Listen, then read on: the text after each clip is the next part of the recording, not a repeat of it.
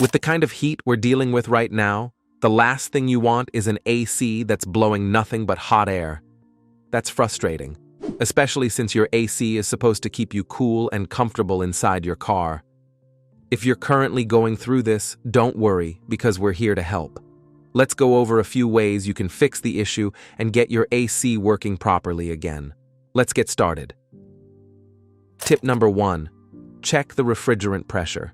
First thing you can do is check the refrigerant pressure using a set of AC gauges. You can get a decent set for around $50. Now, start by attaching the gauge to the low pressure port, which is usually marked with an L and located near the AC compressor or firewall. Make sure the car is running and the AC is set to max cool. Now check the reading. If the gauge shows 0 or really low pressure, that's a strong sign your system has lost all or most of its refrigerant, possibly from a leak. But if the pressure is in the normal range but you're still getting warm air, then the issue might be something else, like a clogged expansion valve or a bad compressor. This step is important because without the right amount of refrigerant, your AC can't absorb and remove heat from the cabin, so the air will stay warm no matter how high you crank it. Tip number 2. Inject UV dye and recharge. Next thing you can do is this. If your system is low on refrigerant, you can add a can of refrigerant that already includes UV dye, or inject the dye separately if needed. This dye helps you find leaks easily. After adding it, let the engine run with the AC on full blast for about 10 to 15 minutes. This gives the refrigerant and dye time to circulate through the entire system. Once that's done, use a UV light and ideally some UV glasses to inspect all the AC components, especially around the compressor, hose fittings, condenser, and evaporator lines. Under the UV light, any leaks will glow a bright yellow-green color where the dye escapes. This makes it much easier to find even small leaks that might not be visible otherwise.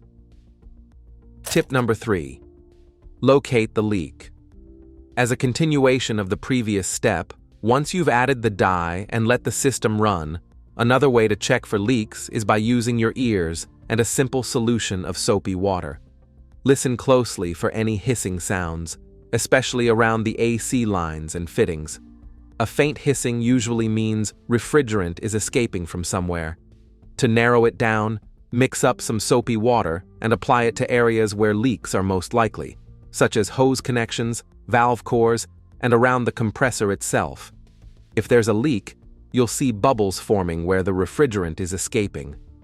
This method is especially helpful for finding leaks in spots that aren't visible or don't show dye under UV light. A common place for leaks is right at the front of the compressor, where the seals or housing can wear out over time. Catching the exact spot early can save you time, money, and a full system recharge later on. Tip number 4.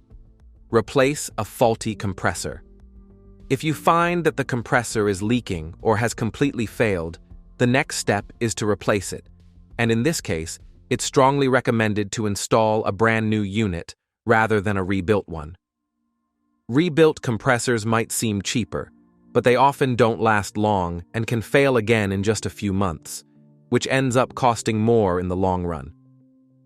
Once the new compressor is installed, you need to evacuate the AC system using a vacuum pump for about 1 to 1.5 hours. This step is important because it removes any moisture and air from the system, which can cause internal corrosion and poor cooling performance if left inside. After the evacuation, you can then recharge the system with the correct amount of refrigerant by checking your vehicle's specific specs. As for the cost, a brand new compressor can range from $200 to $600 depending on your vehicle. If you're having a shop do it, total repair costs, including parts, labor, and refrigerant, can go up to $800 to $1,200.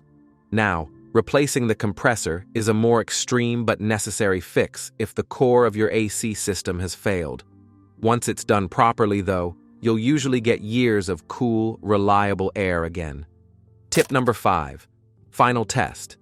Once the system is properly refilled with the right amount of refrigerant, you should start to feel cold air blowing through the vents again, just like it should. Make sure the AC is on full blast, and within a few minutes, the cabin should start cooling down noticeably. If everything was done correctly, leaks sealed, compressor replaced if needed, and the system fully vacuumed and charged, your AC should run smoothly and efficiently. You might also notice that the air gets colder faster and stays consistent, even on hot days. Just remember to keep an eye on it for the next few days.